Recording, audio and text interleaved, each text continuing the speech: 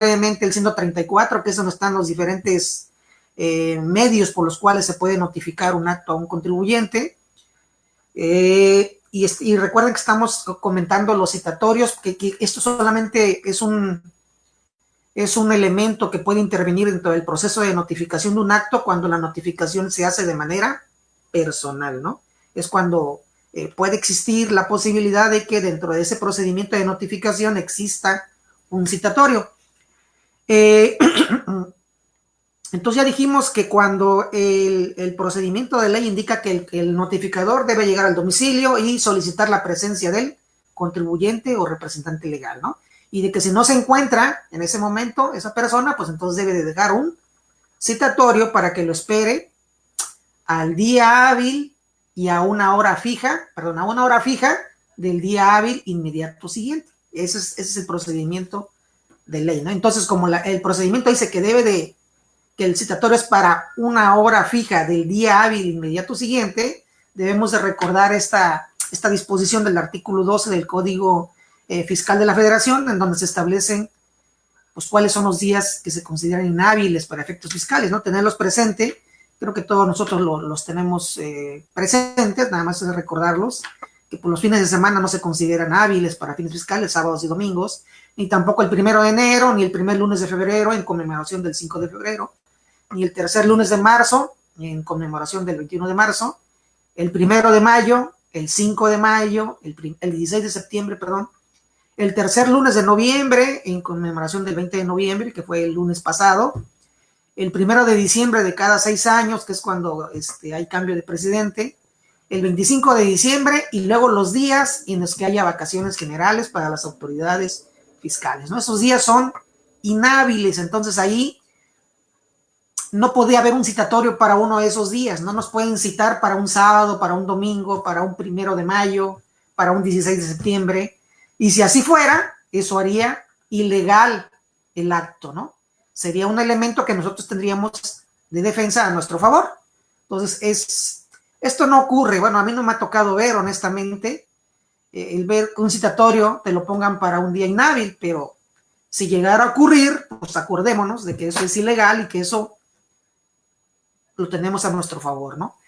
Relacionado con esto de los días inhábiles, pues estaría las horas hábiles, ya que dijimos que el citatorio debe ser para una hora fija del día hábil siguiente. Entonces, es cualquier hora del día, puede ser a la hora que el notificador quiera del día siguiente. Si te citan para el día 19 de noviembre, significa que el notificador va a llegar o puede llegar en cualquier momento del día a notificarte.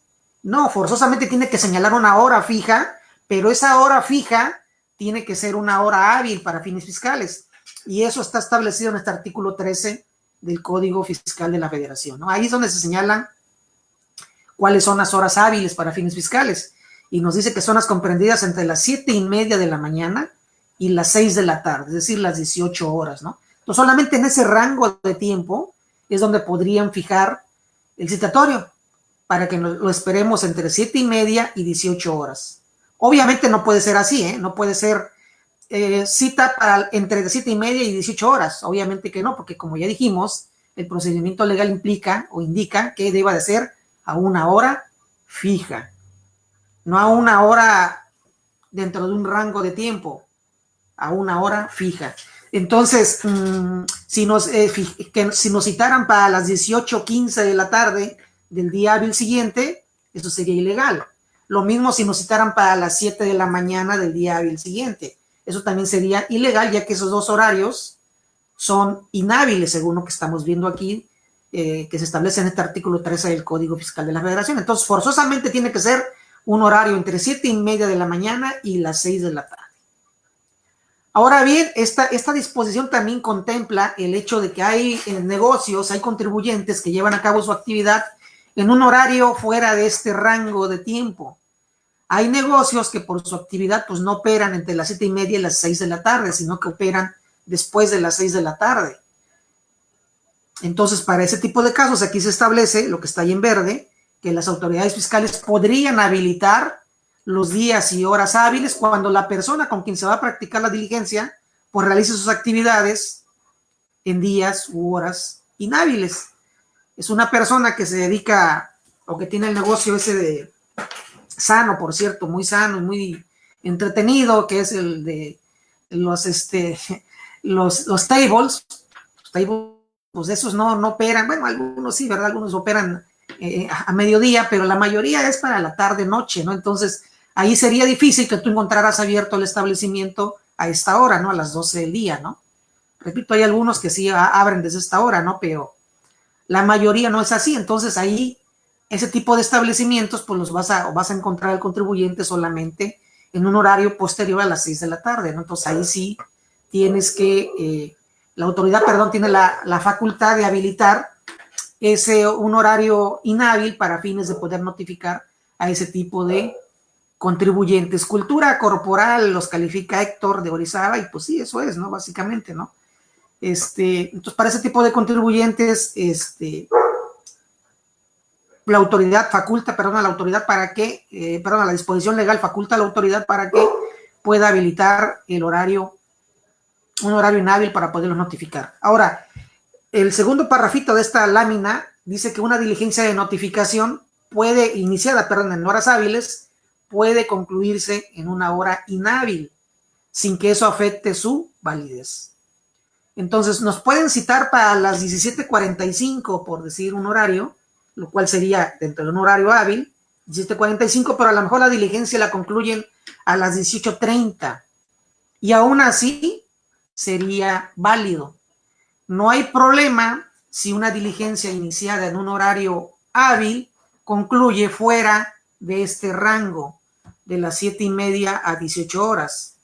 Es decir, si concluye después de las 18 horas. No habría ningún problema por ello.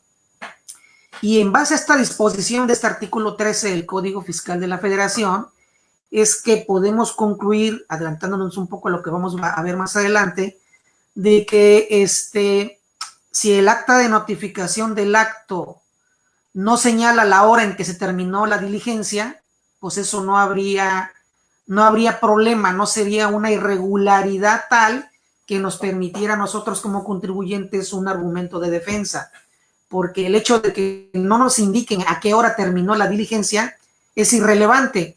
¿Por qué? Porque no importa si la terminaron en una hora hábil o en una hora inhábil, porque eso para fines fiscales no repercute en la validez del acto, tal y como dice este artículo 13. Entonces, como no repercute, no importa si el acto se concluyó después o en una hora inhábil, perdón, entonces es irrelevante que en el acta de notificación te indiquen a qué hora terminó la diligencia. Más si es importante que nos indiquen a qué hora inició. En el caso del citatorio, a qué hora entregaron el citatorio. Porque solo de esta manera es como nosotros podemos verificar que el acto se llevó a cabo en horas hábiles o que se inició en horas hábiles, entre las 7:30 y las 18 horas.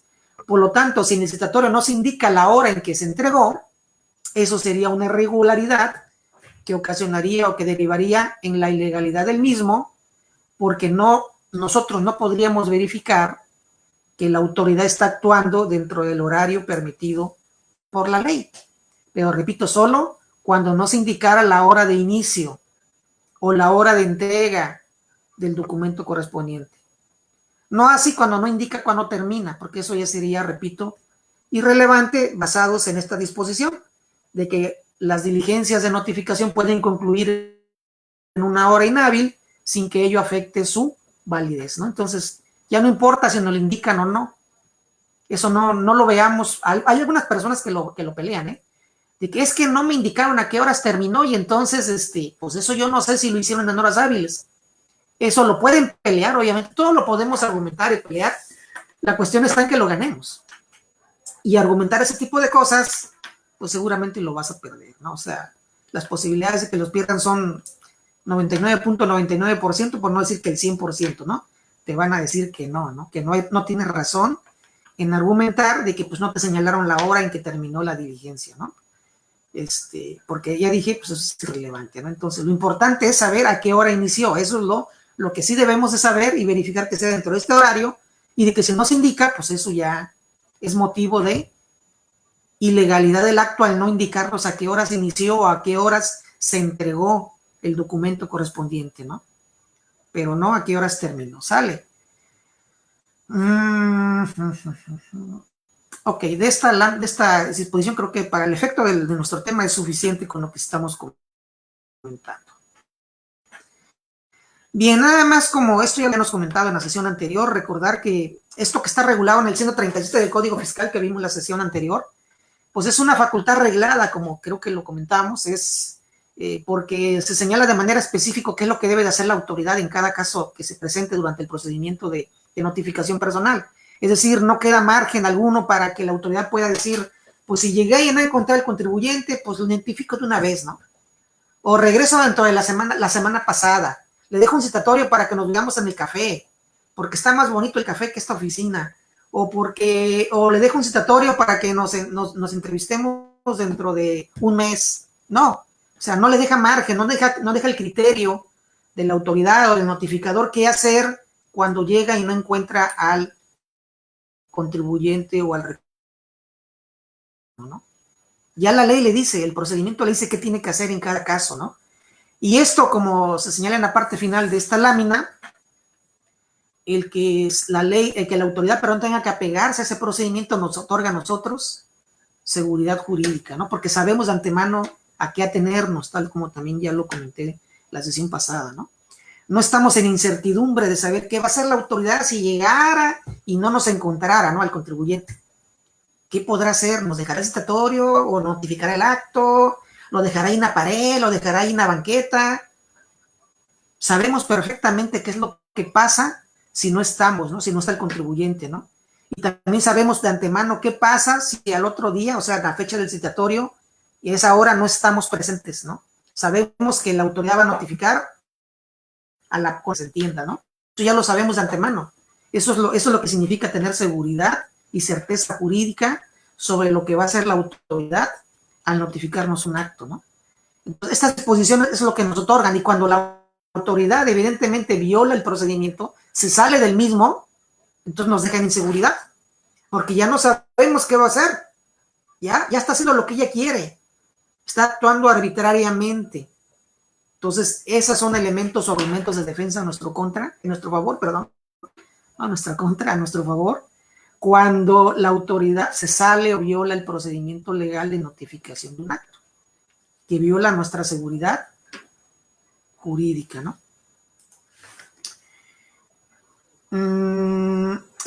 Esta es la de la Suprema Corte de Justicia de la Nación, donde se concluye en esto que acabamos de platicar, de que la autoridad tiene que apegarse forzosamente al procedimiento de ley para notificar un acto, y que toda irregularidad o violación o actuación en contra de tal procedimiento conlleva una violación a la seguridad y certeza jurídica de los contribuyentes, ¿no?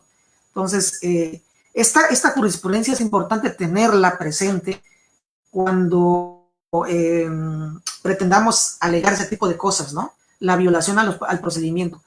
Yo no sé si han observado, y esto lo comento porque hay muchos contadores que dicen, es que hay que ven mal o que no entienden básicamente el por qué algunas personas fundamentan muchos de sus argumentos en resoluciones de los tribunales, sean tesis aisladas, sean jurisprudencias o precedentes de los tribunales.